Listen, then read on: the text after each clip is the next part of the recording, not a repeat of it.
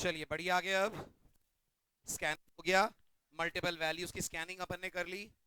अब आइए प्रोग्रामिंग के अगले बहुत जरूरी पार्ट पे, जिसका थोड़ा सा इंट्रोडक्शन आपने आज से 2 लेक्चर पहले ले लिया था। अब आज बात करते हैं डिटेल में। टाइटल डालिए डेटा टाइप्स। टाइटल डालिए डेटा टाइप्स का डेटा टाइप्स। चलिए, अब ये टॉपिक आपके लिए नया तो नहीं है ना? जब मैंने आपको पहली बार स्कैनफ पढ़ाया था तो आपको मैंने डेटा टाइप के बारे में बताया था। तो 2 क्वेश्चंस के आंसर दीजिए। नंबर 1, डेटा टाइप्स क्या है? नंबर 2, आप कितनी डेटा टाइप के बारे में सी में अभी तक जानते हैं? अरे, तो नंबर 2 का जवाब पहले दे दिया आपने। नंबर 1 क्वेश्चन का तो जवाब दें। डेटा टाइप्स क्या हैं? प्रोग्रामिंग के अंदर डेटा टाइप्स वो कीवर्ड्स होते हैं जिनकी मदद से आप वेरिएबल्स बनाते वक्त कंपाइलर को ये बताते हैं कि उसके अंदर आने वाली वैल्यू की नेचर क्या होगी। और अगर आपने सी के 2 दिन पुराने लेक्चर को अटेंड कराओ तो मैंने आपसे कहा था सी में ब्रॉडली 3 डेटा टाइप्स हैं। एक का नाम इंट, एक का नाम फ्लोट, एक का नाम कैर। अब मैं आज आपको बताता हूं टर्बो कंपाइलर में सी लैंग्वेज के पास 9 डेटा टाइप्स का कलेक्शन मौजूद है। कितनी? 9। जबकि आपको बताएं सिर्फ 3 नाम, एक इंट, एक कैर और एक फ्लोट। अब आज और हमारा नेक्स्ट लेक्चर, 2 दिन तक हमें पूरी डिटेल में ये 9 डेटा टाइप्स पढ़नी है। इससे आपको 2 सवालों के जवाब मिलेंगे। नंबर 1, ये 9 डेटा टाइप्स कौन कौन सी हैं? नंबर 2, इनमें से कौन सी डेटा टाइप को किस सिचुएशन में हमें करना है यूज। अब इस टॉपिक को समझने की शुरुआत एक टेबल डिजाइन करके अपन करते हैं। आप 4 कॉलम की एक टेबल डिजाइन कीजिए। सबसे पहले कॉलम का टाइटल डालिए डेटा टाइप नेम। सबसे पहले कॉलम का टाइटल डालिए डेटा टाइप नेम। दूसरे कॉलम का टाइटल डालिए साइज, ब्रैकेट में लिखिए इन बाइट्स। तीसरे कॉलम का टाइटल डालिए format specifier. And last not the least, सबसे जरूरी कॉलम का टाइटल डालिए, नाम दीजिए रेंज। 4 कॉलम्स बनाइए। पहला टाइटल डालिए डेटा टाइप नेम, दूसरे टाइटल डालिए साइज इन बाइट, तीसरे का टाइटल डालिए फॉर्मेट स्पेसिफायर, चौथे का टाइटल डालिए RANGE, that is range. Start करें। अब जब मैं कहूंगा तब लिखिएगा। दीजिए मुझे 10 मिनट। पहली एंट्री बहुत ज्यादा इंपॉर्टेंट है। शुरू कर रहा हूं मैं उस डेटा टाइप से जो आपने भी प्रोग्रामिंग में सबसे पहले यूज की है। और इस डेटा टाइप का नाम सी लैंग्वेज में इंट है। इंट को सी में 2 तरह से लिखा जाता है। या तो आप इंट लिख लें या फिर आप इसकी जगह लिख लें साइंड इंट। लिखना नहीं है, सिर्फ ध्यान से सुनिए। मैं कह रहा हूं मैं दूंगा आपको 5 मिनट का टाइम। जब मैं मना करता हूं तो नहीं लिखा करें। कुछ मतलब होता है इसलिए बोलता हूं मैं। लिख सब लेंगे, समझ में एक अक्षर नहीं आएगा 4 दिन बाद, तो क्या मतलब इतनी रामायण लिखने का? ध्यान से पहले सुनिए, फिर दूंगा ना आपको टाइम उतारने का। इंट डेटा टाइप का नाम है। या तो आप इंट लिख सकते हैं या आप इसकी जगह लिख सकते हैं साइंड इंट। साइंड शब्द का मतलब होता है कि आप इसके अंदर नेगेटिव और पॉजिटिव दोनों तरीके की वैल्यूज कर सकते हैं स्टोर। फॉर एग्जाम्पल, अगर आपको मान लीजिए यूजर से टेम्परेचर लेना है, ये भी मान लीजिए टेम्परेचर होल नंबर्स में लेना है, डेसिमल में नहीं लेना है, तो बेस्ट डेटा टाइप पे आप यूज करें साइंड इंट। क्योंकि टेम्परेचर एक ऐसी वैल्यू है जो कभी नेगेटिव और कभी पॉजिटिव दोनों हो सकती है। दूसरी बात, साइंड अपने आप में एक कीवर्ड है और इसका भी कलर आपको व्हाइट नजर आएगा। इंट या साइंड इंट की जो साइज होती है, बहुत ध्यान से सुनिएगा, वो कंपाइलर टू कंपाइलर वैरी करती है। मैं आपको बार बार बार बार बार बार याद दिलाता हूं, हम अभी सी पढ़ रहे हैं ऑन टर्बो कंपाइलर। हमारी बहुत सारी बातें चेंज होंगी जब हम कंपाइलर को करेंगे चेंज। टर्बो कंपाइलर का ये मानना है कि इंटीजर की साइज होती है 2 बाइट। टर्बो के अलावा एक और वर्ल्ड फेमस कंपाइलर है जिसका नाम होता है जीसीसी। इस कंपाइलर का मानना है कि इंटीजर की साइज होती है 4 बाइट। तो सबसे बड़ा धोखा इंटरव्यू में स्टूडेंट्स इसी सवाल पे खाते हैं। इंटरव्यूअर पूछता है बताओ इंटीजर की साइज कितनी है, स्टूडेंट बोलकर आता है 2 बाइट। जवाब गलत है। अगर आप 2 बाइट बोल रहे हैं तो एक लाइन और बोल दीजिए, 2 बाइट टर्बो कंपाइलर पे, 4 बाइट जीसीसी कंपाइलर पे। यही कारण है कि हम सी लैंग्वेज को बोलते हैं it is a platform dependent language. Platform माने हबीबगंज नहीं तो प्लेटफॉर्म माने जिस ऑपरेटिंग सिस्टम पे आपका प्रोग्राम रन हो रहा है। If my code is running on Windows it's a different platform, if my code is running on Linux it's a different platform. तो जब प्लेटफॉर्म बदलता है तो सी के प्रोग्राम की कुछ चीजें बदलने लगती हैं। जावा में ऐसा नहीं होता। जावा में इंटीजर की साइज दुनिया के हर प्लेटफॉर्म के ऊपर 4 बाइट होती है।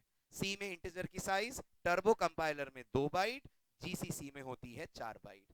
ये मैं इसलिए बोल रहा हूं क्योंकि आप नेट पे भी चीजें देखते होंगे, कुछ ट्यूटोरियल्स फॉलो करते होंगे, कुछ बुक्स पढ़ते होंगे, और बड़ा कंफ्यूज होता है एक बिगनर जब कई जगहों पर उसको लिखा हुआ दिखता है इंटीजर 4 बाइट का है, क्लास में वो मेरे मुंह से सुनता है इंटीजर 2 बाइट का है। उस बेचारे को समझ में नहीं आता कौन सही बोल रहा है कौन गलत बोल रहा है। ठीक, इसलिए दोनों सही है। Compiler to compiler this size varies. In GCC it is of 4 byte, in turbo it is of 2 byte. Format specifier फटाफट बताइए अगर आपने लास्ट लेक्चर अटेंड करे हो। फॉर्मेट स्पेसिफायर इंटीजर के लिए 2 होते हैं, मैंने आपको एक ही बताया है। वन इज परसेंटेज डी, अब दूसरा सुन लीजिए, दूसरा होता है परसेंटेज आई। दोनों स्पेसिफायर आप इंटीजर डेटा टाइप के लिए यूज कर सकते हैं, हालांकि ज्यादा पॉपुलर और कॉमन होता है परसेंटेज डी।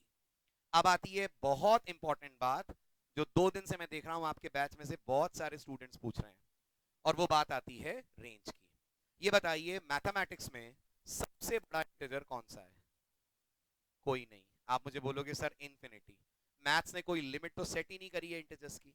बट प्रोग्रामिंग की दुनिया में याद रखिएगा, हर डेटा टाइप की एक सीमा है, एक लिमिट है, और इस सीमा या लिमिट को अपन लोग बुलाते हैं रेंज। अब ये टेंशन मत लीजिएगा सर ये लिमिट आई कैसे, ये लिमिट कैसे आई, उसका जवाब आपको आगे पॉइंटर्स के चैप्टर में मिलेगा। अब इसका एक रियल वर्ल्ड उदाहरण लीजिए। जैसे एटीएम से एक दिन में कैश विड्रॉ करने की लिमिट होती है, शायद 20,000 या 25,000 से ज्यादा एक अकाउंट से एक दिन में आप अमाउंट नहीं निकाल सकते। ऐसे सी में हर डेटा टाइप के लिए एक लिमिट होती है, और उस पर्टिकुलर लिमिट से बड़ी वैल्यू इस डेटा टाइप में आप नहीं निकाल सकते। जहां तक इंटीजर की बात है, टर्बो कंपाइलर पे की लिमिट -32768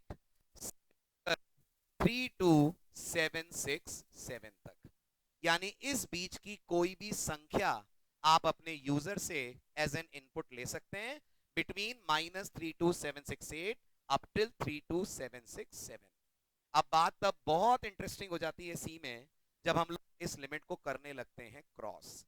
अगर आप इस लिमिट को क्रॉस करते हैं तो आपको जानकर सरप्राइज होगा, सी एरर नहीं देती, सी इस बात को गलत नहीं मानती, बट वो कुछ और करती है। क्या करती है वो आप मुझे समझाएंगे। मैं सिर्फ आपको छोटे छोटे डेमोस दूंगा रेंज क्रॉस करने के आउटपुट्स के। आप उन डेमोस को देखो, समझो, बुद्धि लगाओ, और बताओ आपके हिसाब से सी क्या कर रही है जब मैं लिमिट को कर रहा हूं क्रॉस। उससे भी पहले एक बहुत जरूरी बात और सुन लीजिए, क्योंकि आपकी लाइफ की ये फर्स्ट लैंग्वेज है। मान लीजिए मैं आपसे कहता हूं मुझे सी लैंग्वेज में एक वेरिएबल बनाकर दीजिए एन, और आप इस वेरिएबल एन में 25 डालकर दिखाइए। अब जब इतना पिन पॉइंट करके मैं बोल रहा हूं आप 25 डालकर दिखाइए, तो एक बार मुझे फिर बताइए आप कौन है, प्रोग्रामर हैं यूजर हैं? इस पर्टिकुलर कोर्स में आप क्या हैं? प्रोग्रामर हैं, यूजर नहीं हैं। आप 2,500 4,000 रुपया पे करके इतनी 4 मंजिल पढ़ के आप यहाँ यूजर बनने आते हैं मेरे पास? प्रोग्रामर हैं आप, यूजर नहीं है, राइट? तो मैं जब भी आपको इस तरह से बोलूंगा आप मानिएगा मैं आपसे एज अ प्रोग्रामर बात कर रहा हूं। हम यहाँ प्रोग्रामिंग का कोर्स ज्वाइन करके बैठे हैं, यूजर बनने का कोर्स नहीं ज्वाइन करा रहा हूं मैं आपको। तो आप programmer, you are not user. अब अगर मैं आपसे बोलता हूं आप एज अ प्रोग्रामर मुझे एन में 25 डालकर दिखाइए, और आप मुझे बोलते हैं सर मैं इसके लिए स्कैनएफ यूज करूंगा, तो आप गलत सोच रहे हैं। स्कैनएफ की मदद से प्रोग्रामर वैल्यू देता नहीं है, प्रोग्रामर यूजर से वैल्यू लेता है। जब प्रोग्रामर किसी वेरिएबल में वैल्यू डालता है तो ये काम करने के लिए आप यूज करते हैं आम बोलचाल में इक्वल्स टू, सी की भाषा में असाइनमेंट ऑपरेटर। असाइनमेंट ऑपरेटर के लेफ्ट हैंड साइड पे आप लिखते हैं वेरिएबल का नाम, राइट हैंड साइड पे आप लिखते हैं उसके अंदर स्टोर की जाने वाली वैल्यू। तो अगर मैं आपसे बोलूंगा ये n इक्वल टू 25 से क्या हो रहा है, आप मुझे बोलोगे सर मैं n नाम के वेरिएबल की वैल्यू सेट कर रहा हूं विद द नंबर 25। और अगर मैं आपसे बोलूंगा तो फिर 2 दिन से जो हो रहा था वो क्या था, हम लिखते थे इंट एन और स्कैन एफ और परसेंटेज डी और एड्रेस ऑफ एन। तो आप इसको बुलाते हैं प्रोग्रामिंग में, इनिशियलाइजेशन। इनिशियलाइजेशन का मतलब है value setting from the programmer, input का मतलब है taking the value from the user. दोनों की अपनी अपनी अहमियत है, अपनी अपनी इंपॉर्टेंस है। ये सवाल बिल्कुल यूजलेस है अगर दिमाग में आ रहा है सर इनमें से अच्छा कौन है। अच्छे बुरे की बात ही नहीं है, वो प्रोग्राम की जरूरत पे डिपेंड करता है। जैसे नेक्स्ट वीक हमारी प्रोग्रामिंग शुरू हो जाएगी, ये सारी थ्योरी हमारी खत्म हो जाएगी, मैं आपको फर्स्ट प्रोग्राम बनाने को दूंगा। यूजर से सर्कल का रेडियस लो, यूजर से सर्कल का रेडियस लो और सर्कल का एरिया कैलकुलेट करके प्रिंट करो।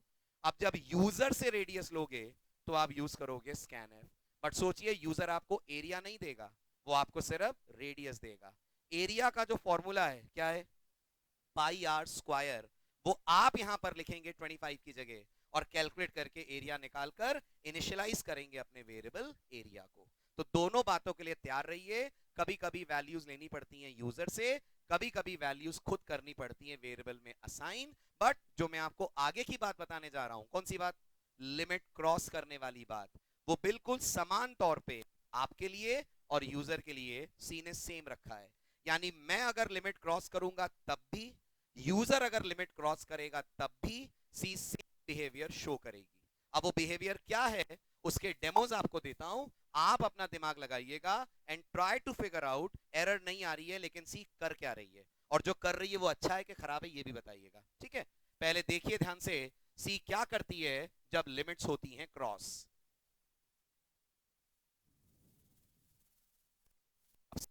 ये अपने वेरिएबल अपने प्रोग्राम में declare by the name of n. Watch very carefully, n अंदर मैंने वैल्यू असाइन करी अपनी तरफ से 8। अगर आप ध्यान ना दे पा रहे हो तो प्लीज दीजिए, मैं एज को क्रॉस कर रहा हूं। अपर लिमिट है 32767, मैं वैल्यू डाल रहा हूं 32768। आप बताइए अगर एटीएम में मैं 25,000 से ज्यादा फिगर डालूंगा तो एटीएम क्या करेगा, आई थिंक एरर देगा, आई थिंक कुछ मैसेज देगा कि आपका अमाउंट गलत है, इतना अमाउंट विड्रॉ नहीं हो सकता। सी एरर नहीं देगी, सी कुछ और करेगी। क्या करेगी वो आप ध्यान से देखना। आपने डाला है 327 और तो आपके स्क्रीन के ऊपर डिस्प्ले होगा -32768। जल्दबाजी में कोई डिसीजन मत लीजिएगा, कम से कम 5 एग्जाम्पल देखिए। फिर दोहराता हूं, आपने डाला 32768, सी से बना देगी -32768।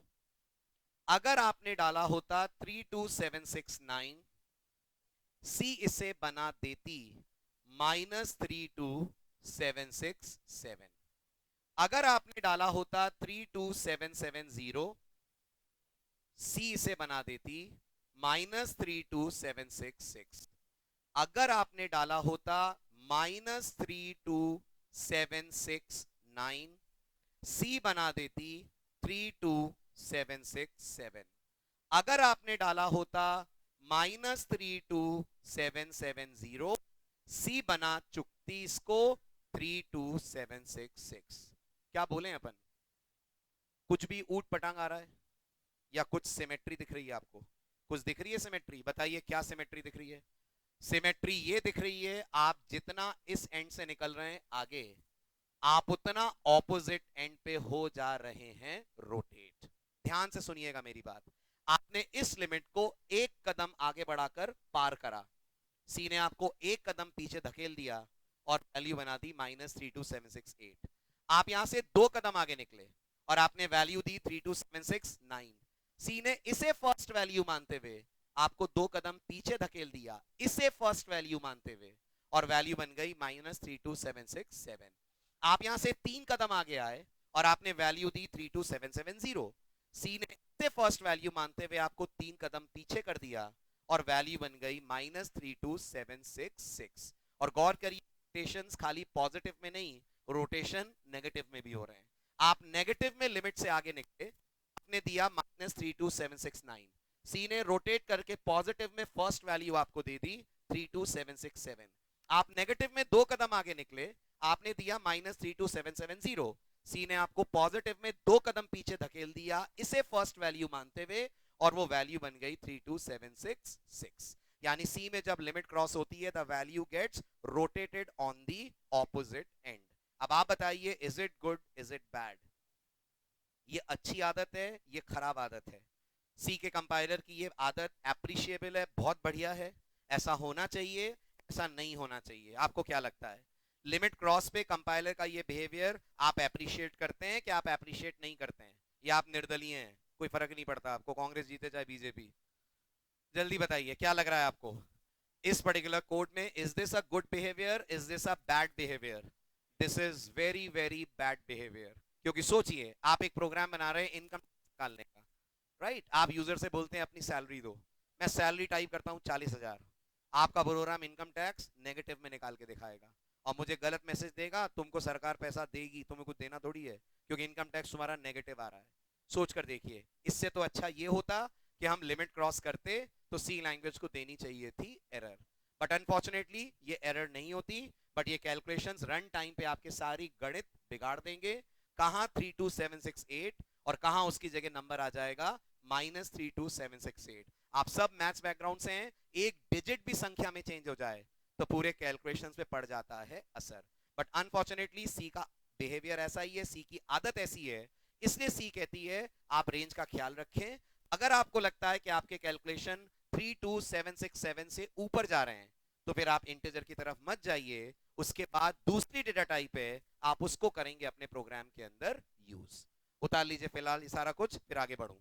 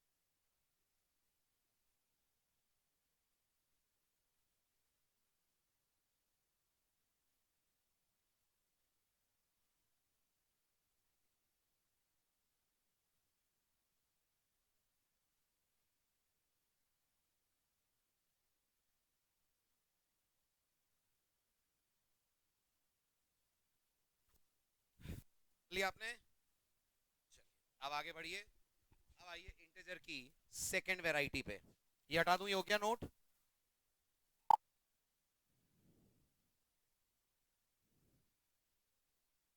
अब इंटीजर फैमिली में नेक्स्ट वैरायटी पे आइए, साइन इंटीजर के बाद। और ये जो लिमिट मैं आपको बता रहा हूं 32787, ये कौन से कंपाइलर पे? टर्बो। जीसीसी लिमिट चेंज्ड है क्योंकि जीसीसी पे इंटीजर की साइज डिफरेंट है। और इतना आप भी समझ पा रहे होंगे, this limit is directly proportional to size. Size बदलेगी, लिमिट बदल जाएगी। ठीक। अब आइए टर्बो कंपाइलर में इंटीजर की सेकंड वैरायटी पे। सेकंड वैरायटी है, लिखना नहीं है, सुनिए पहले ध्यान से, अनसाइंड इंट। अब आप दिमाग लगाइए और बताइए, साइन का मतलब है नेगेटिव पॉजिटिव दोनों, तो अनसाइन का मतलब क्या होता होगा? अनसाइन का मतलब है सिर्फ पॉजिटिव। तो इतना तो आप भी प्रिडिक्ट कर पा रहे होंगे कि अनसाइन नंबर्स मिनिमम वैल्यू जो रख पाएंगे दैट विल बी जीरो, क्योंकि वो नेगेटिव में तो जा नहीं पाएंगे। और अनसाइन भी साइन की तरह एक कीवर्ड है। और एक बात आपकी जानकारी के लिए बता दूं, अब आप बड़े हो गए हैं, सी में बचपना निकल गया है, अब थोड़ी सीरियस बातें समझिए। कीवर्ड्स हर वो शब्द होता है जिसका कलर वाइट आता है, लेकिन कीवर्ड की सी में अलग अलग कैटेगरीज हैं। जैसे आपको अभी भी नहीं पता है वॉइड का मतलब क्या है, बट उम्मीद करता हूं आप भूले नहीं होंगे, वॉइड इज कॉल्ड रिटर्न। हमें नहीं मालूम रिटर्न टाइप क्या है, बट एक शब्द है। ऐसी अगर मैं आपसे पूछूंगा इंट कैर फ्लोट क्या है, they are called data types. ऐसे कोई कभी पूछ ले ये साइंड अनसाइंड क्या है, साइन, तो आप अगर बोलोगे सर ये कीवर्ड्स हैं, तो बंदा आपके जवाब से सेटिस्फाई नहीं होगा, क्योंकि मैं फिर बता दूं कीवर्ड तो हर वो चीज है जिसका कलर वाइट है। अगर कोई पूछता है what is the meaning of signed and unsigned, तो हम इसे सी की दुनिया में बुलाते हैं मॉडिफायर्स। साइंड एंड अनसाइंड लिखिए मत, लेकिन मैं दूंगा समय। जहां अंग्रेजी में मैंने कुछ बोला वहां लिखना चालू। पूरा कोर्स हिंदी में कैसे पढ़ाऊं मैं? अब जो वर्ड्स इंग्लिश में तो इंग्लिश में ही बोलूंगा। सो मॉडिफायर्स क्यों कहलाते हैं मॉडिफायर, गॉड सुनिएगा। इन्हें मॉडिफायर इसलिए बुलाते हैं क्योंकि नोटिस करिए, जब तक अनसाइंड नहीं था तब तक इंट का मतलब कुछ और था। जब अनसाइंड लग गया तो मतलब चेंज हो गया, और कंपाइलर अलाउ करने लग गया ओनली पॉजिटिव नंबर। तो signed and unsigned individually are called as modifier. Unsigned int and signed int collectively they are called as data type name. अब अनसाइंड है साइज, लेकिन इसकी ये 2 बाइट ही होती है। फॉर्मेट स्पेसिफायर और रेंज चेंज है। फॉर्मेट स्पेसिफायर है परसेंटेज यू। रेंज जैसा मैंने कहा it begins from zero. Upper limit आप खुद निकाल सकते हैं, माइनस साइन हटाकर साइंड के दोनों लिमिट्स ऐड कर दीजिए। तो अगर मैं माइनस हटाकर इन दोनों संख्याओं को जोड़ूं तो जो नंबर आता है दैट इज 65,535। यानी अनसाइंड इंटीजर जो सबसे बड़ा नंबर अपने अंदर रख सकता है वो है 65,535। और अगर लेक्चर समझ आ रहा हो तो बताइए 65,536 पे क्या होगा? एरर आएगी? नहीं, कोई एरर नहीं आएगी। वैल्यू रोटेट होकर बन जाएगी -1 नहीं, 0। 65537 देंगे तो बन जाएगा 1। और आपको जानकर सरप्राइज होगा, -1 देंगे तो बन जाएगा 65535। सरप्राइज होगा मैं इसलिए बोल रहा हूं क्योंकि गौर करिए, एक तरफ आप कीवर्ड लगा रहे हैं अनसाइंड, मैंने आपसे कहा अनसाइंड मतलब ओनली पॉजिटिव, वैल्यू में डाल रहा हूं -1। सरप्राइजिंग ये एरर नहीं देगा, ये कंपाइल हो जाएगा। लेकिन जब आप इस नंबर को प्रिंट करेंगे तो -1 नहीं दिखेगा, उसकी जगह दिखेगा 65,535। यानी रोटेशन की आदत सी में हर डेटा टाइप में आपको मिलेगी। हर डेटा टाइप में रेंज जब क्रॉस होती है तो वैल्यू घूम जाती है टुवर्ड्स ऑपोजिट एंड। इसलिए अगर आपकी लिमिट 65,535 से आगे जा रही है, आपको लग रहा है सर मेरे केस में तो 1 लाख तक के कैलकुलेशन हो सकते हैं, तो फिर आपके लिए अनसाइंड इंट भी नहीं है, फिर आप इससे आगे आइए और इससे बड़ी रेंज वाली डेटा टाइप्स सी के पास हैं। उतारिए।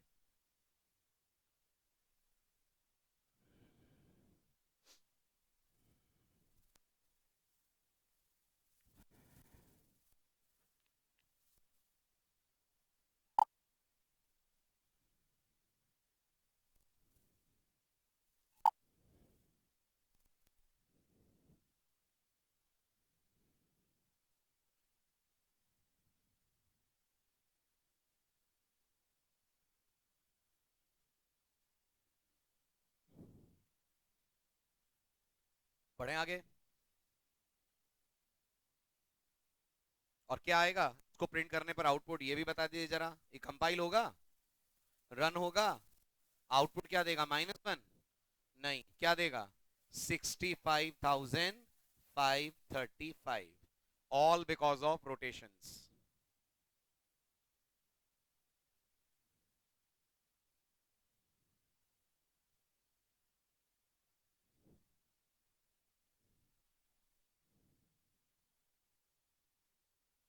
क्लियर?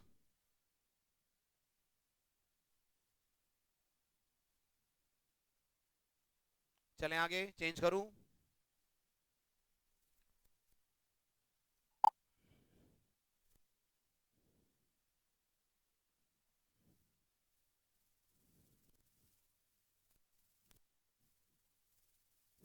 अब आगे बढ़ते हैं।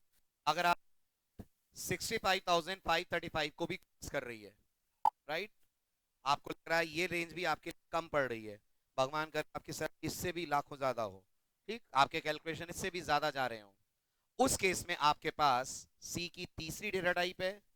डेटा टाइप का नाम है लॉन्ग एंड। आप बुद्धि लगाओ और बताओ साइंड होगा कि अनसाइंड? मैंने हिंट दिया था, आपने अगर ध्यान से सुना हो। कुछ नहीं लिखते हैं तो हाँ हाँ हाँ, उल्टा बोल रहे हैं। कुछ नहीं लिखते हैं तो डिफॉल्ट इज ऑलवेज साइंड। ये दोनों सेम है कि नहीं है? Int and signed int. इसलिए ना, क्योंकि आपने कुछ नहीं लिखा तो कंपाइलर ने उसको मान लिया साइंड। यानी इस डेटा टाइप का दूसरा नाम, इस डेटा टाइप का दूसरा नाम साइंड लॉन्ग इंट। तो या तो आप लॉन्ग इंट बोल लें या बोल लें signed long int. Long integer memory इस ऑक्यूपाई करता है 4 बाइट की। फॉर्मेट स्पेसिफायर ध्यान दीजिएगा, छोटा एल छोटा डी होता है, %LD स्मॉल में। लिमिट होती है -2 147 483 648 से लेकर 2 147 483 647 तक। That is the limit of the data type long integer. Got it? और अगर आपको लग रहा है ये लिमिट भी आपके लिए कम पड़ रही है, तो फिर सी के पास सबसे बड़ा इंटीजर सी की फैमिली में जो है, उस डेटा टाइप का नाम सी ने रखा है unsigned long integer. Unsigned long integer memory में जगह 4 बाइट की ऑक्यूपाई करता है। फॉर्मेट स्पेसिफायर छोटा एल छोटा यू होता है। अनसाइंड है तो आप प्रिडिक्ट कर सकते हैं लिमिट बिगिंस फ्रॉम 0। पर लिमिट का फॉर्मूला मैंने आपको बता दिया। इन दोनों नंबरों को ऐड कर दीजिए माइनस हटाकर, और वो संख्या आएगी 4294967295। उतार लीजिए सी लैंग्वेज की फैमिली इंटीजर्स की। टेंशन मत लीजिए, ये लिमिट्स आपको याद नहीं करनी है। सी के पास हेडर फाइल है जिसके पास ये लिमिट्स हैं, हम उसके थ्रू लिमिट्स देख लेंगे। हाँ जी ना, जीसीसी में ये 4 बाइट है, जीसीसी टाइप में होगा, मतलब क्या, मैं समझा नहीं।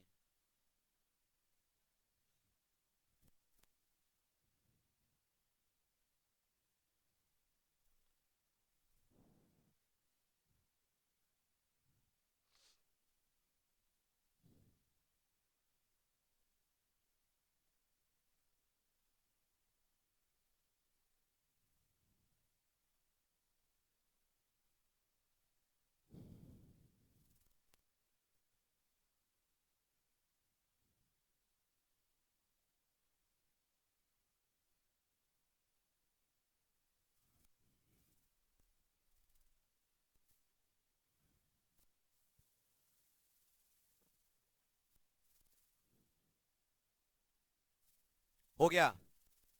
बढ़ूं आगे? चलिए, अब आगे बढ़ने से पहले इस टेबल के कंटेक्स्ट में कुछ कॉमन सेंस के सवाल जवाब। सवाल नंबर 1, सी लैंग्वेज में सबसे बड़ा इंटीजर कौन सा है? डेटा टाइप नहीं पूछ रहा हूं, वैल्यू वैल्यू। मैथ्स में सबसे बड़ी इंटीजर वैल्यू कोई नहीं है ना? सी में है कि सी में भी नहीं है? है। सी में सबसे बड़ी इंटीजर वैल्यू है 4294967295। सबसे छोटी इंटीजर वैल्यू जो सी के समझ में आती है वो है -2 147 483 648।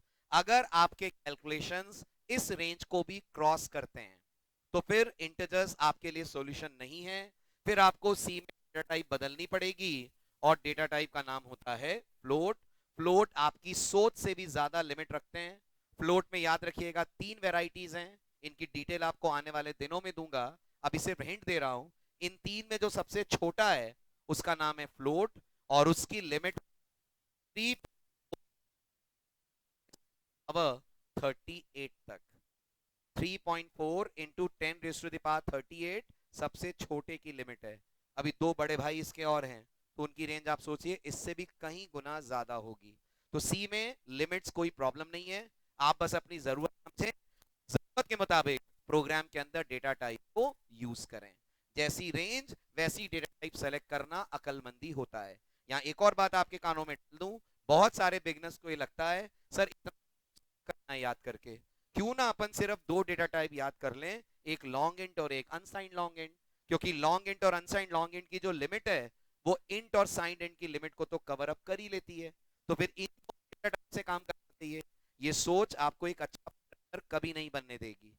अगर आप हर जगह दिमाग लगाइए लॉन्ग इंटीजर लेकर चलेंगे, तो जो काम 2 बाइट में हो जाएगा वो जबरदस्ती कंज्यूम करेगा 4 बाइट। अब बुद्धि लगाइए, आपको किसी की एज लेनी है, आप लेकर बैठे हैं अनसाइंड लॉन्ग इंट। मुझे बताइए कौन इतना जीने वाला है जो आपने लिमिट ये सेट कर रखी है ना? जीने वाला तो कोई सोचिए इतना भी नहीं है, बट हमारे पास इससे छोटी लिमिट नहीं है ना। The minimum integer size in C programming is always of 2 byte which is given for signed integer। और इसी तरह से जब आप मेमोरी बचाएंगे तब आप एक बेहतर और अच्छे प्रोग्रामर कहलाएंगे। वरना आपको भी पता है प्रोग्रामिंग सिर्फ आप नहीं सीख रहे हैं, करोड़ों लोग सीखते हैं, बट हर बंदे को अच्छी कंपनीज पिक नहीं करती हैं। अच्छी कंपनीज को प्रोग्रामिंग नहीं चाहिए, उन्हें अच्छी और बेटर प्रोग्रामिंग चाहिए। और बेटर प्रोग्रामिंग का मतलब है कम रिसोर्सेस कंज्यूम करके आप बेहतर आउटपुट लाएं। रिसोर्स मतलब रैम कंजम्पशन। जितनी कम मेमोरी कोड लेगा उतनी बेहतर परफॉर्मेंस होगी, जितनी बेहतर परफॉर्मेंस होगी उतना अप्रिशिएट यूजर्स आपके प्रोग्राम को करेंगे। और इसकी तरफ पहला कदम हम बढ़ाते हैं जब हम प्रोग्राम में सेलेक्ट करते हैं डेटा टाइप। और आप खुद सोचकर देखिए अगर ऐसा नहीं है तो जरूरत क्या है सी को इतनी सारी वेराइटीज देने की। सी फिर अपनी तरफ से आपको एक ही डेटा टाइप देती, सब उसी में हैंडल हो जाता। तो अगर इतनी वेराइटीज हैं तो किसी कारण से हैं कि प्रोग्राम का मेमोरी कंजम्पशन अननेसेसरी ज्यादा बाइट्स का ना हो। चलिए अब आते हैं the most important data type पे। सी में कितनी डेटा टाइप पढ़नी है आपको? टोटल 9, आपने अभी पढ़ी है 4। अब जो 2 पढ़ाने जा रहा हूं they are very very very very very important, अगर जिंदगी में पहली बार आप प्रोग्रामिंग में उतर रहे हैं तो। क्योंकि जो मैं पढ़ाने जा रहा हूं 5 मिनट तो आपके सर के ऊपर से जाएगा, आपको लगेगा सर ऐसा कैसे हो सकता है, अगर डेटा टाइप ये है तो ये बातें कैसे हो सकती हैं। थोड़ी सी पेशेंस रखिएगा 10 मिनट की, धीरे धीरे चीजें समझ में आने लग जाएंगी। और अगले लेक्चर में ये टॉपिक को जब मैं कंक्लूड करूंगा तो चीजें बिल्कुल क्रिस्टल क्लियर हो जाएंगी। बट क्योंकि आप में से 90% बिगनर्स हैं, जिंदगी में कभी प्रोग्रामिंग करी नहीं है, तो जो अब बताने जा रहा हूं वो थोड़ा अजीब सी बात है, थोड़ी टेक्निकल बात है, इसे थोड़ा ओपन माइंड से सीखना है, लिखना कुछ नहीं है जब तक मैं नहीं कहूं। अब आती है हमारी अगली डेटा टाइप जो इंटीजर के बाद हमें सीखनी है, and that is character data type. Column एक बार फिर मैं 4 बना रहा हूं, आपसे जब कहूंगा तब चीजें आप नोट डाउन करना। पहला कॉलम हमेशा की तरह डेटा टाइप नेम,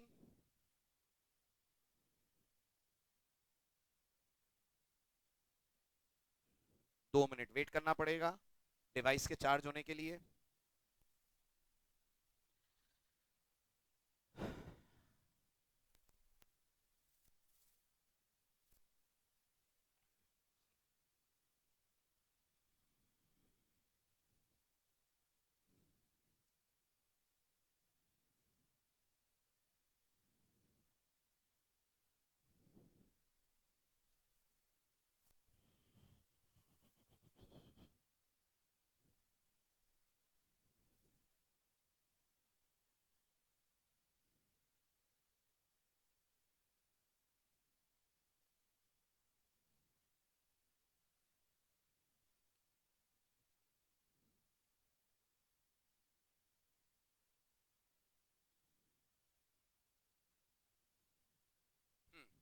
तो column as usual data type name,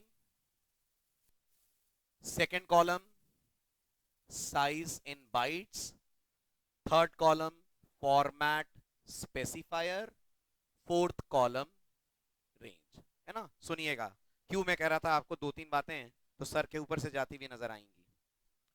सी लैंग्वेज में कैरेक्टर की दो वैरायटीज होती हैं। एक का नाम होता है कैर, जिसे आप साइंड कैर भी बुला सकते हैं, और दूसरी डेटा टाइप का नाम होता है अनसाइंड कैर। सोचिए एक बिगनर के तौर पे मेरी ये दो बातें ही कंफ्यूजन पैदा करती हैं। हर बिगनर पहली बार में यही कंफ्यूज होता है, सर कैरेक्टर कैसे साइंड अनसाइंड हो सकते हैं? कैरेक्टर तो कैरेक्टर हैं, कोई माइनस भोपाल और प्लस इंदौर भी होता है क्या सी में? कुछ ऐसा ही है, तैयार रहिए।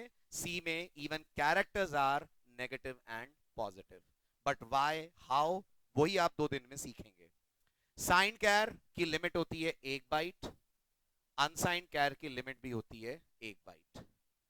साइंड कैर का फॉर्मेट स्पेसिफायर होता है परसेंटेज सी, अनसाइंड का भी फॉर्मेट स्पेसिफायर होता है परसेंटेज सी। दूसरा पेंडिंग डाउट दिमाग में आ रहा होगा, सर जब सब कुछ सेम है तो कंपाइलर डिफरेंशिएट कैसे करता होगा? इसका भी जवाब आपको मिलेगा। लास्ट जो सबसे ज्यादा कंफ्यूजन दिमाग में क्रिएट करेगी वो बात आती है रेंज की। जब डेटा टाइप कैर है तो दिमाग कहता है रेंज अल्फाबेट्स के टर्म्स में होनी चाहिए, पर आपको जानकर सरप्राइज होगा अगर आप प्रोग्रामिंग बैकग्राउंड से नहीं है तो, कि कैरेक्टर की रेंज होती है -128 से 127, और अनसाइंड कैरेक्टर की रेंज होती है 0 से 255। अब तो सब्र का बांध टूट जाता है एक बिगनर का, समझ में बिल्कुल नहीं आता है। एक तो डेटा टाइप कैर बता रहे हैं सर, ऊपर से इंटीजर में साइज बता रहे हैं, और फिर नेगेटिव में रेंज बता रहे हैं। क्या गड़बड़ घोटाला है, ये कैसे पॉसिबल है? ठीक, तो अब सुनिए, अगर आपको प्रोग्रामिंग के बेसिक्स पता हो तो जिन्हें पता है आपको हिंट दे दूं, इस सब के पीछे जिम्मेदार है the concept of ASCII codes. But जैसा मैंने फर्स्ट डे कहा था, मैं ये लेक्चर ये कोर्स ये मानकर कंडक्ट कर रहा हूं आपने कभी प्रोग्रामिंग करी नहीं है तो आपने कभी सुना ही नहीं है आस्कीज क्या होती है। तो आपको कोर लेवल से बताता हूं कैसे ये रेंज कैलकुलेट हो रही है इन टर्म्स ऑफ इंटीजर। और एक दिन में सब समझ नहीं आएगा, 2 दिन का टॉपिक है ये। आज बेसिक्स बताऊंगा, अगले लेक्चर में इसके एडवांस कॉन्सेप्ट्स बताऊंगा। सुनिए बहुत बहुत अच्छे से। उससे पहले एक सवाल का जवाब दीजिए जो आप दे सकते हैं। अगर मैंने सी में कहा इंट एन, है ना, n इज इक्वल टू 25, क्या आप मुझे इन लाइनों का विद मेमोरी डायग्राम एक्सप्लेनेशन दे सकते हैं कि नहीं? नहीं दे सकते हैं? दे सकते हैं, दीजिए। बताइए इन 10 से रैम में क्या होगा? जल्दी फटाफट। रैम के अंदर 2 बाइट का एक ब्लॉक रिजर्व हो जाएगा जिसका नाम पड़ेगा n। अब बिल्कुल सही बताइएगा, n इक्वल टू 25 से n में क्या आ जाएगा? एकदम स्पष्ट बताइएगा, क्लियर बताइएगा। आप बोलेंगे सर एकदम सच्ची सच्ची बोलूं तो n इक्वल टू 25 से 25 का बाइनरी जाएगा। आम बोलचाल में बोलूं तो 25 जाएगा। तो मैं आपको थोड़ा सा याद दिला दूं, हमने आज से 2 दिन पहले पढ़ा था memory is composed of cell, every cell is composed of bit, bit can only hold 2 values either 0 और 1। तो आपने 25 जरूर डाला है, बट आप सबको याद होगा मेमोरी में 25 नहीं 25 का जाएगा बाइनरी। ओके, क्या आप 25 का बाइनरी बनाना जानते हैं? जानते होंगे। 2 से कंटिन्यूसली डिवाइड करिए, रिमाइंडर 0 और 1 के पैटर्न में आएगा, वो कंपाइलर भी करता है और यहां डाल देगा बाइनरी ऑफ 25। यानी कूट कूट कर इस बात को दिमाग में भर लो, आप चीजें बहुत आसान हो जाएंगी। मेमोरी में हर चीज जाती है in terms of binary. Memory को ना 25 समझ में आता है, ना भोपाल समझ में आता है, ना सचिन समझ में आता है, ना पाई 3.14 समझ में आता है। उसे एक चीज समझ में आती है, हर चीज होनी चाहिए कन्वर्टेड इनटू बाइनरी। चलिए, 25 का बाइनरी कोई बड़ी बात नहीं है, वो आराम से बन जाएगा। 25 को कंटिन्यूसली डिवाइड करते जाएंगे 2 से। अब आइए एक नए कॉन्सेप्ट पे, how characters are handled in memory. ध्यान दें, तो मान से बोलता हूं मुझे कैरेक्टर वेरिएबल बनाकर दीजिए। कैरेक्टर वेरिएबल का नाम आप अपनी तरफ से ग्रेड रखिए, और आप, एक बार फिर आपकी तरफ इशारा कर रहा हूं, आप मुझे ग्रेड के अंदर ए डालकर दिखाइए। अगर आप मुझे जवाब देंगे सर स्कैन एफ परसेंटेज सी, आप फिर गलती कर रहे हैं। स्कैन एफ से आप वैल्यू डालेंगे नहीं, आप वैल्यू मांगेंगे। मैं कह रहा हूं आपको ग्रेड को करना है इनिशियलाइज। कैसे करते हैं, ध्यान देना। आप लिखेंगे grade is equal to, please board पे ध्यान दीजिए, बातें नहीं करिए प्लीज। आप लिखेंगे grade is equal to A, और सी का कंपाइलर पकड़ा देगा एरर। नहीं पल्ले पड़ता उसको का ग्रेड इक्वल टू ए लिखना। क्यों एरर दे देगा, एक लेक्चर बाद बताऊंगा। कब बताऊंगा, जब ऑपरेटर्स पढ़ाऊंगा तब बताऊंगा। अभी सुन लीजिए, ग्रेड इक्वल टू ए अगर नहीं चलेगा तो फिर कैसे कंपाइलर को मैं बताऊं कि मुझे ग्रेड के अंदर अंग्रेजी भाषा का पहला अक्षर ए डालना है। तो सी बोलती है तुम्हें ग्रेड में ए डालना है तो तुमको एक तुम कौन, प्रोग्रामर, यूजर नहीं, है ना। यूजर ने ऐसा नहीं करा लेकिन आपको करना है।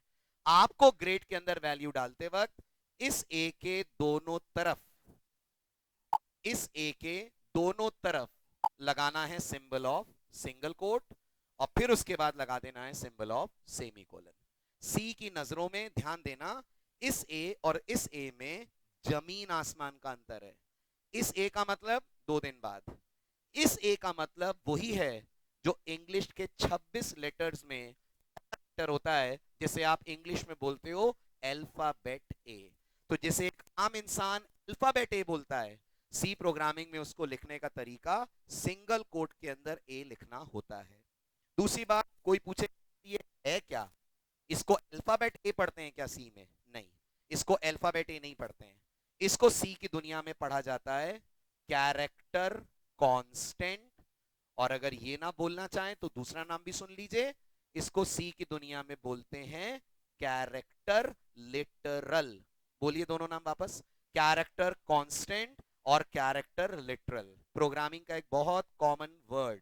तो जब भी आपको किसी लेटर वेरिएबल में लेटर डालना है, लेटर सी के समझ में डायरेक्ट नहीं आते, लेटर के ऊपर कोट्स, और जब आप लेटर पे कोट लगाते हैं तब सी के समझ में आता है you are talking about something which is called character constant. जैसे आप सबको पता है मैथ्स में ऐसे लिखते हैं तो समझ में आता है बात हो रही है पाई की। This is a symbol which represents the mathematical constant pi. ऐसे प्रोग्रामिंग की दुनिया में these two quotes they represent something which is called character constant. अब कंपाइलर की ट्यूबलाइट लगेगी और कंपाइलर को समझ में आएगा अच्छा प्रोग्रामर मुझसे बोल रहा है ग्रेड के अंदर लेटर ए डालना है, लेकिन कंपाइलर की प्रॉब्लम समझिए, वैल्यू जानी है मेमोरी में, मेमोरी में ना ए जाएगा ना 25 जाएगा, मेमोरी में हर चीज का जाएगा बाइनरी। अब सवाल आता है ए का बाइनरी कैसे बनेगा, क्योंकि मैथ्स तो कहती है बाइनरी बनाने के लिए 2 से डिवाइड करो।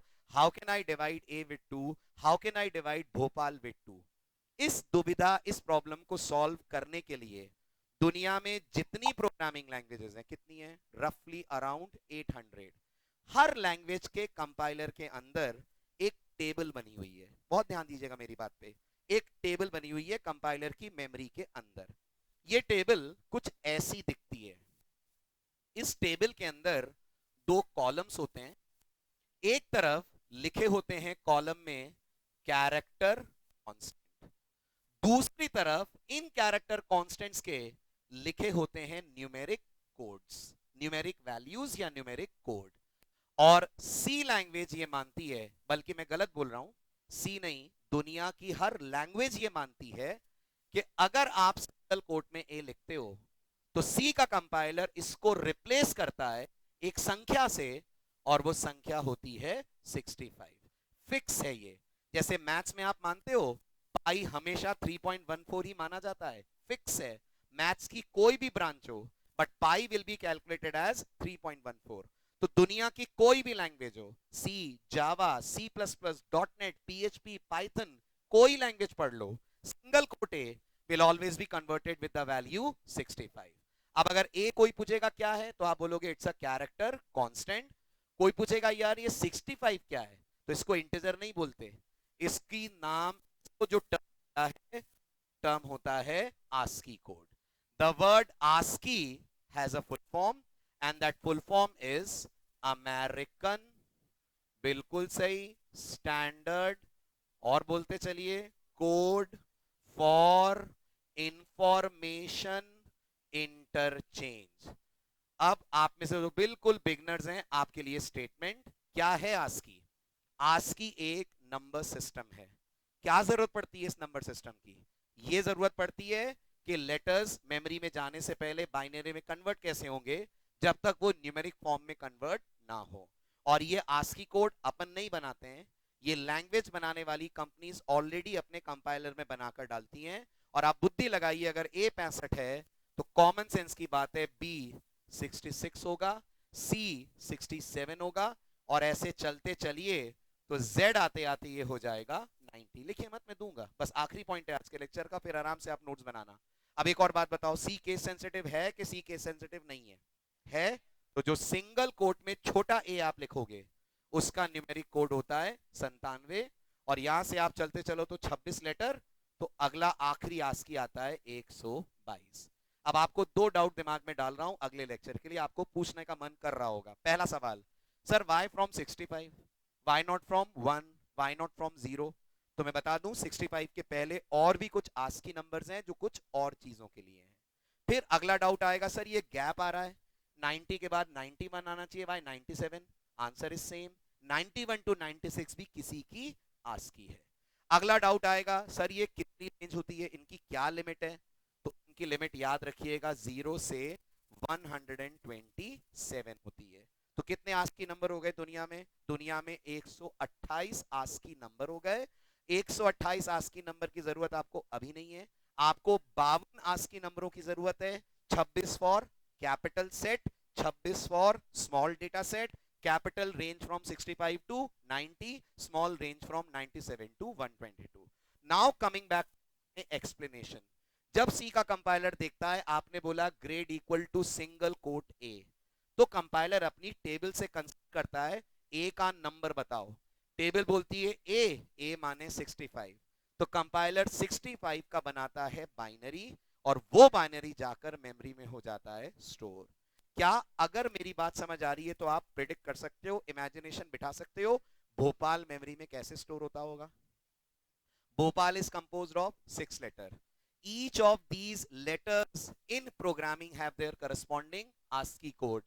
हर ASCII का बनता है बाइनरी, तो पहले सेल में B का ASCII 66 का बाइनरी, अगले सेल में H के ASCII का बाइनरी, O के ASCII का बाइनरी, P के ASCII का binary, and like this Bhopal will take a space of ASCII binary representation in memory.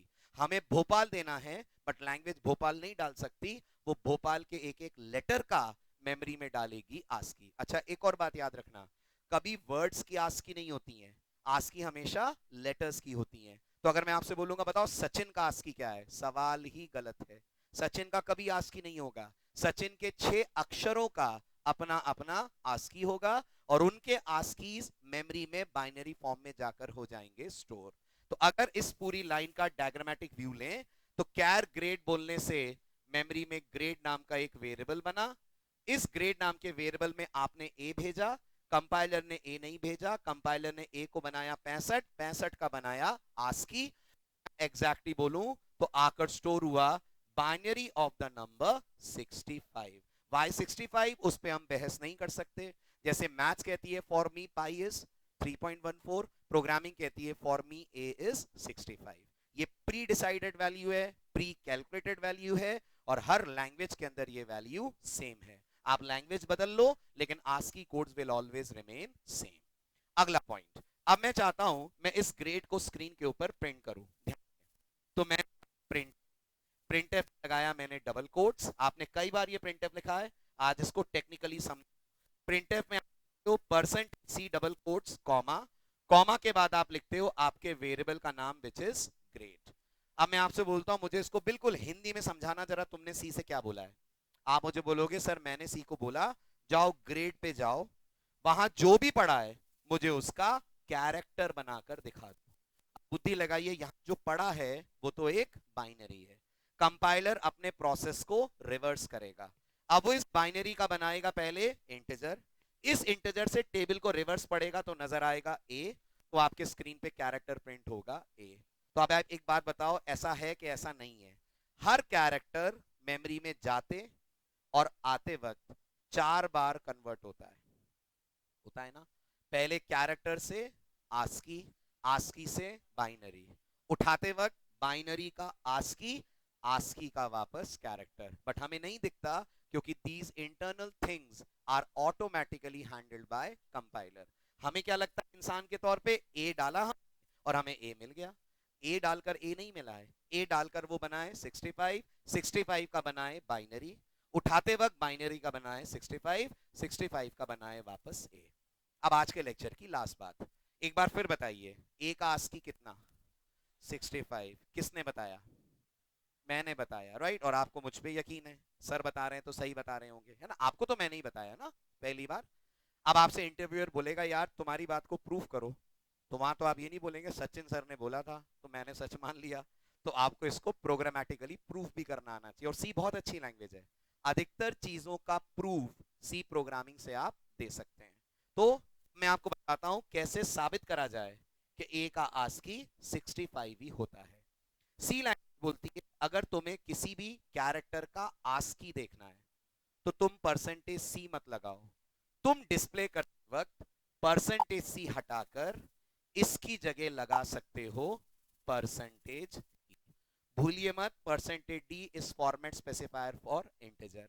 अब आपको एक और बात थोड़ा सा परेशान करेगी कि सर आपने 2 दिन स्कैनफ पढ़ाते वक्त बार बार हम लोगों को ये सिखाया कि जैसी डेटा टाइप वैसा लगाना फॉर्मेट स्पेसिफायर, अगर चेंज कर दोगे तो प्रोग्राम कंपाइल हो जाएगा लेकिन रन टाइम पे प्रॉब्लम देगा।